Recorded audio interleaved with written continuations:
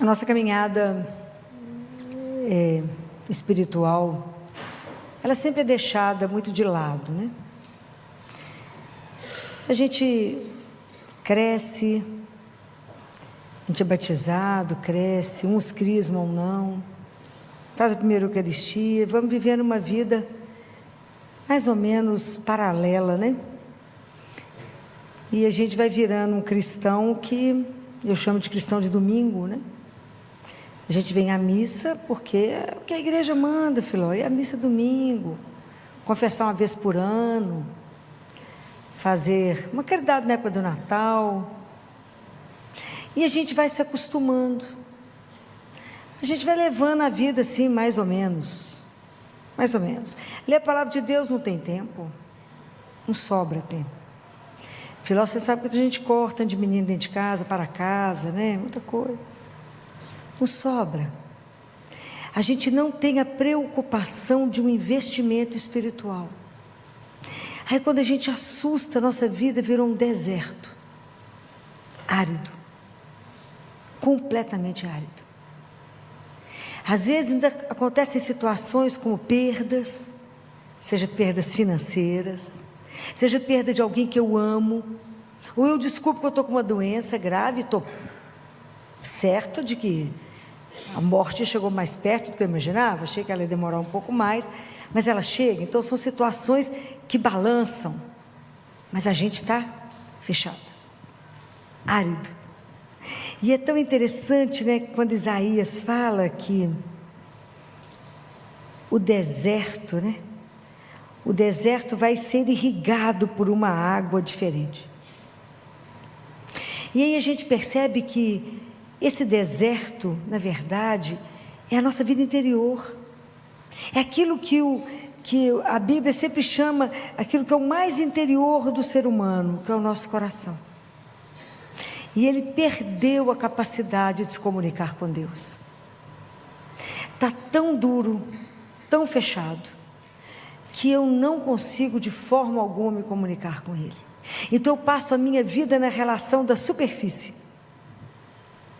Eu vou à missa, e se alguém me perguntar assim, o que foi mesmo que o padre fala? O que tinha que a leitura de domingo? O que tinha a primeira leitura, com a segunda leitura, com o evangelho e com o salmo? Sei não. Minha leitura era Isaías. Sei não entendi não. Não entendi o que é que ele estava falando. Quando ele dizia, eu fico imaginando Isaías gritando isso, eu falava, quando ele fala, Isaías 35, ele fala, dizei aos corações deprimidos. Gente, isso é de uma força absurda isso. Sede fortes, não temais, eis vosso Deus. Eu fico pensando, qual Deus, gente, que o povo hoje carrega? Qual Deus? Será que, porque todo o povo judeu conhecia isso aqui, que ele continuava falando, que quando Deus estivesse no nosso meio, então se abrirão os olhos dos cegos, e os ouvidos dos surdos se desobstruirão, então o coxo vai saltar como servo, e a língua do mudo cantará canções alegres, porque a água jorrará do deserto, e rios da estepe, a terra seca se transformará, e a terra árida em mananciais de água. Fala que eles falaram, tem gente cumprir, não. Vocês imaginam, o antigo, todo judeu conhecia esse trecho de Isaías. Como é que hoje Deus está no meio de nós? Como é que hoje, de verdade, o meu coração pode jorrar água? Jesus falou para a samaritana, aquele que crê do seu coração, do seu íntimo jorrarão rios de água viva. Mas como é que eu não experimento essas coisas? Porque eu estou aqui lendo essas coisas, mas esse negócio parece tão distante. E aí vocês imaginam quando os judeus viram Jesus, aquele povo do Antigo Testamento, viu Jesus que a gente olha aqui em Marcos 7, imagina, Jesus estava passando por uma região pagã, trouxeram um homem que gaguejava e que era surdo, e aí Jesus tira ele, Jesus coloca o dedo na orelha dele, e com a saliva Imagina, pega a saliva dele e coloca na língua do outro. E depois olhou para o céu, gemeu e disse: Efatá, que quer dizer, abre-te. Imagina o que foi para esse povo ver, que imediatamente o ouvido dele abriu a boca e ele começou a falar. E o pessoal ficou impressionado, eles estavam maravilhados, falando: ele faz tudo muito bem, faz tanto os surdos ouvirem, quanto o mudo falar. Imagina, isso já estava profetizado em Isaías, que quando Deus estivesse no meio de nós, isso aconteceria. Então vocês imaginem, que hoje o nosso ouvido não consegue ouvir, porque nós estamos com tantas frequências diferentes nos chamando, que a gente não consegue mais discernir qual é a voz do pastor que me chama. Jesus fala: eu sou bom pastor e elas conhecem a minha voz. Não conhecemos mais. Nós temos que reconhecer que nós estamos também surdos e também mudos, porque não é uma surdez e o fato de estar mudo do ponto de vista físico, mas é porque o nosso coração, lá o mais profundo nosso, se fechou por causa do pecado. Ele se tornou surdo, mudo por causa do pecado. Então eu não escuto mais a Deus. Eu vivo, mas Deus vive lá e eu vivo aqui. Aliás, eu ouvi falar que Deus existe. Acredita, a gente porque não se incomoda. Já ouviram falar isso? Não, você reza, não, mas isso aqui quem decide sou eu, porque a gente não se incomoda. Não, mas eu sei que Deus existe. Essa indiferença, quando eu escuto isso, me dói mais do que se a pessoa falasse assim: eu não creio. Ele existe, mas a gente não se incomoda. Que dó. Então a gente fechou. Nós vivemos um mundo do pecado. Sabe o que me incomoda mais, que eu fico pensando? A gente não percebe. A gente não percebe que perdeu a alegria. A gente não percebe que perdeu a vivacidade de uma fé que me faz saltar, que me faz renovar a minha força, que me faz ter alegria de viver a cada dia. A gente vive aquela vida morna do cristão, que me incomoda profundamente. Vocês já me ouviram falar isso inúmeras vezes. Aquela vida morna: eu creio. Mas é morto, meu filho. Crê em quê? Que Deus é esse que você crê? Eu creio. Mas essa vida que não te modifica, esse acreditar que não te transforma. Já falei mais de uma vez, crer não é uma ideia ou um pensamento. Crer é uma atitude de vida, é postura de vida. Eu creio, por isso eu faço isso. Eu creio, por isso meu agir é assim. Eu creio, por isso eu tenho minha vida de oração. Eu creio, por isso eu preciso da Eucaristia. Porque quanto mais contato eu tiver com Ele, mais a minha vida, mais a minha terra seca vai jorrar água viva. Porque onde hoje eu vejo esse Deus, eis o vosso Deus, quando o Padre eleva a hóstia consagrada e diz: eis o Cordeiro de Deus.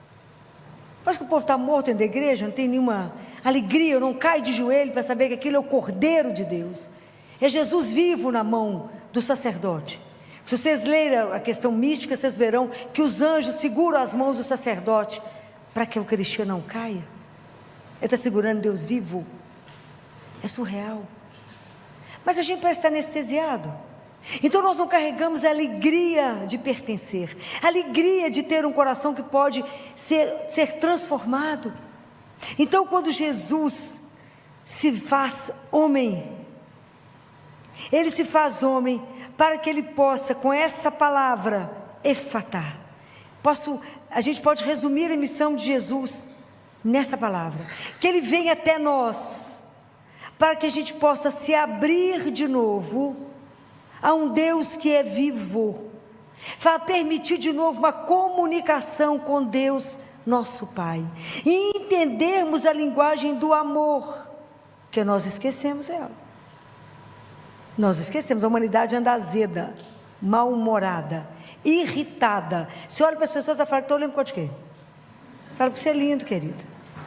Não pode olhar, né? Então, nós perdemos a linguagem do amor. Então, eu não consigo comunicar nem com Deus, nem com o irmão. Isso é a grande missão. é abrir-nos não só para Deus, mas quando eu me encho desse amor de Deus, a linguagem que vai existir em mim é a linguagem do amor. E por isso a minha relação uns com os outros é do amor, porque nós só temos um Pai, e nós somos irmãos, gente. Como é que eu posso maltratar o meu irmão? Desfazer do irmão? O que você fizer ao menor, você faz a mim mesmo. A gente esquece os trechos da Bíblia, né? Porque não lê, não exercita. Não exercita, né? Não abre o ouvido para poder ouvir. Então isso é belíssimo. Quando Jesus vem nos devolver a capacidade, pegar o nosso coração tantas vezes sofrido, viver situações tão difíceis, aonde nós endurecemos tanto, aonde hoje eu não vou rezar porque eu estou cansado. Deus me entende, quem perdeu? Você perdeu. Deus não perdeu, você perdeu. Porque aí amanhã fica mais difícil para rezar. Então quando eu não exercitei a palavra, quando eu não me alimentei adequadamente da palavra, quando eu não abri o ouvido do meu coração, não silenciei, para que eu escutasse Deus falando, tu és meu filho amado. Quando eu pudesse pegar de novo Isaías e dizer, dizei aí ao povo que está desanimado, isso é belíssimo, né? Revigorai os joelhos cambaleantes, dizei que eles estão com o coração deprimido, conturbado, fortalece aqueles que têm as mãos abatidas, eis o vosso Deus. É Deus vivo no meio de nós. Por que nós estamos com medo? Por que a gente não sabe mais ver? Porque precisamos do colírio que é Jesus para nos fazer enxergar. Me faça ouvir a voz de Deus, Senhor. Não me deixe com esse coração fechado, duro, mas amoleça meu coração no seu amor, para que eu possa exercitar a lei de Deus, que é amar a Deus, amar o irmão. E aí eu vou entender o que Tiago falou, que a gente não exclui ninguém, porque Deus não exclui os filhos. Deus não pega e cuida do rico e fala com o pobre, assim que Tiago falou. Se chegar um rico aqui no meio de vocês, bem vestido, você levanta, arruma uma cadeira, manda alguém sair, põe ele sentado. Se chegar o pobre, você fala, que pode esperar em pé ali, fazendo favor? Ou então senta aqui no meu pé. Ele fala, não exclua. Mas quando é que eu vou não conseguir excluir? Quando eu tiver aprendido a linguagem do amor, porque eu abri meu ouvido, eu entendi o que ele falou, ele me encheu, me ama, e aí eu vou conseguir amar o meu irmão. Aí eu não vou excluir ninguém, é todo mundo irmão. Não vou julgar pela aparência, mas como Deus julga pelo coração. Lembra quando Davi foi ser ungido para ser rei? Que o profeta chegou na casa de Jessé, o pai dele tinha tanto de filho. Quando o profeta viu um dos irmãos de Davi, um homem grande, bonito, forte, falou, esse é o rei. Deus falou, calma, nesse não. Só aparência, o coração dele não me pertence. O que me pertence é outro, era uma isca. Davi era pequenininho, mas o coração de Davi já pertencia a Deus. Então quando a gente entende, vocês entenderam por que tinha a primeira leitura de Isaías, para falar, coragem, hoje Ele está no meio de nós, e hoje nós temos que anunciar Jesus, não por discurso, que ninguém aguenta mais, mas as nossas atitudes, a hora que você levanta, até a hora que você deita, tem que revelar o Deus que você crê. Senão, nós precisamos de ser convertidos de novo. Porque se a nossa conversão não estiver gerando alegria em nós, leveza em nós, essa conversão está errada. Porque Jesus é a nossa fonte de alegria, porque Ele é o nosso amor. A gente caminha com Ele, com que preocupação mesmo? Só de perdê-lo, só de eu pecar a ponto de eu expulsá-lo da minha vida. Mas eu poder tudo ter um Deus vivo que anda do meu lado e que eu posso falar com Ele. E se meu coração fechou por alguma razão naquele dia, se eu estou preocupado com alguma coisa, ajoelho e falo, Jesus, deixa eu contar algo para o Senhor, eu estou boa não, me ajuda. Porque Ele falou assim, se você está feliz, você, o que está escrito na palavra de Deus? Se você está feliz, você faz o quê? Faz o quê? Canta. Se você está feliz, cante. Se você estiver triste, chora. É isso que Ele falou? Ora. vai rezar, abre seu ouvido do seu coração para Ele, não é esse ouvido, é o do coração, abre o ouvido e deixa Ele falar, aí só levanta enquanto você estiver melhorado. O dia que a gente aprender essas coisas, aí ajoelha e fala com Ele, estou boa não, mas só sai daqui a hora que eu melhorar, e vai falando com Ele. Está triste, reza. Está feliz, cante. Mas é preciso que a gente aprenda isso. Fala, Senhor, me ajuda, abre-me, Senhor, abre o meu coração, abre os meus olhos, abre os meus pensamentos, me faça ver, me faça ouvir. E eu digo para vocês, não tenha medo de Deus, não tenha medo de Jesus. Jesus é a única esperança que temos, Ele é onde a gente se segura, Ele é o centro da nossa vida. Todas essas leituras mostram uma coisa só: Deus tem que ser o centro do nosso viver, do nosso agir. E Ele o centro. Todas as 3 leituras é uma base única. É Jesus o centro. É claro que a gente tem colocado outros centros, por isso a gente se perturba. Por isso perturbamos o nosso coração. O dia que entendemos que Ele é onde eu me sustento, é onde eu me seguro, Ele é a minha esperança. Ele deveria ser a nossa esperança. Ele é a razão da nossa vida. Ele é o nosso amor. Ele que transforma tudo. Ele que faz o deserto florir. Ele que seja as situações mais difíceis da nossa vida que a gente possa estar vivendo, faz Jesus no meu coração estar absolutamente fechado, duro. Esfarela Ele, esfarela, para que a água da sua palavra penetre. Que a sua graça possa gerar vida em mim.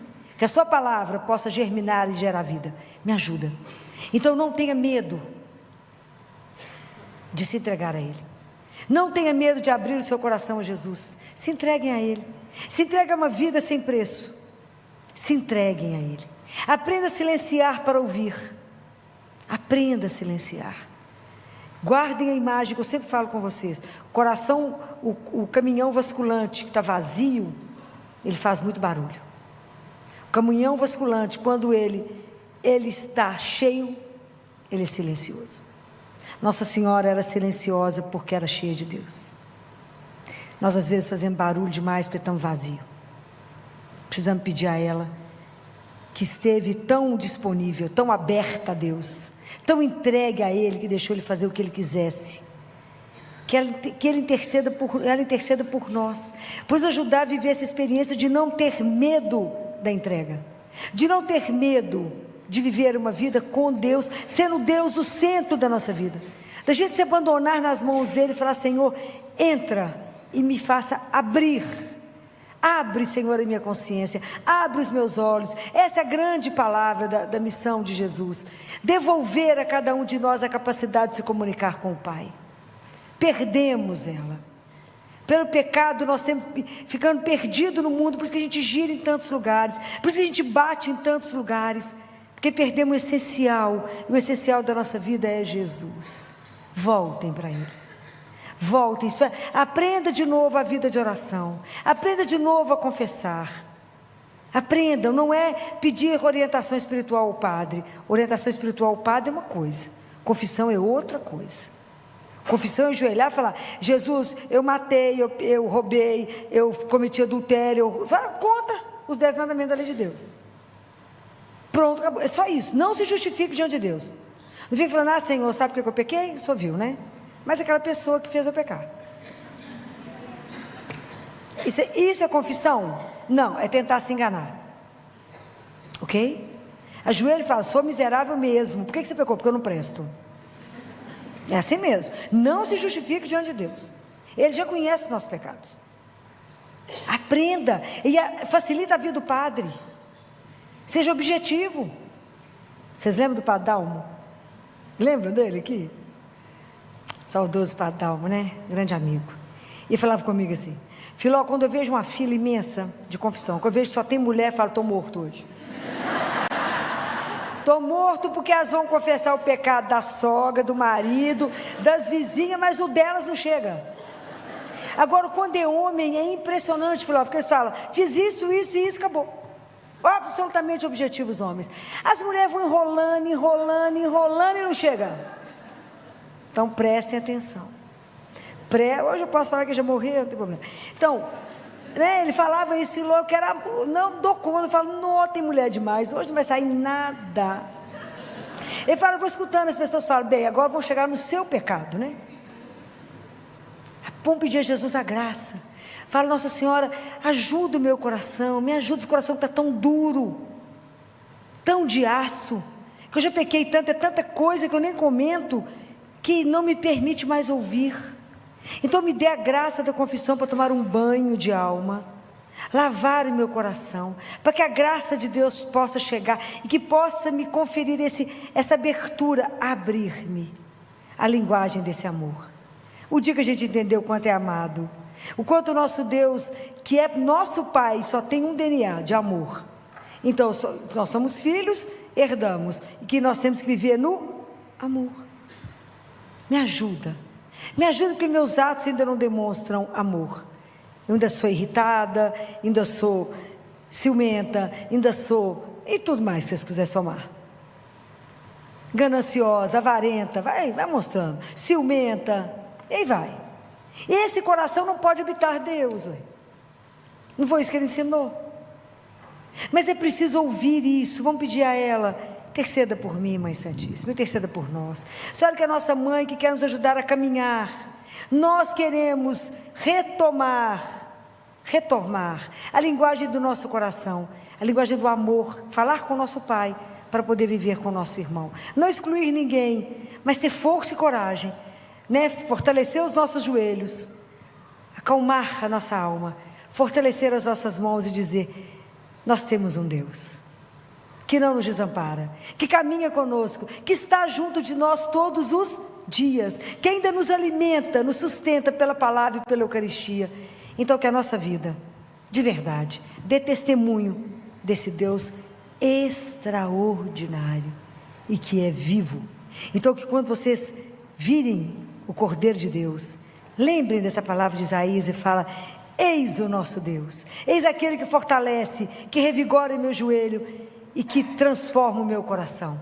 Então por isso, meus queridos irmãos, sede fortes e não temais, se entregar ao único Deus, ao único Senhor, que nós podemos nos entregar sem medo, porque Ele jamais nos decepcionará. Louvado seja nosso Senhor Jesus Cristo.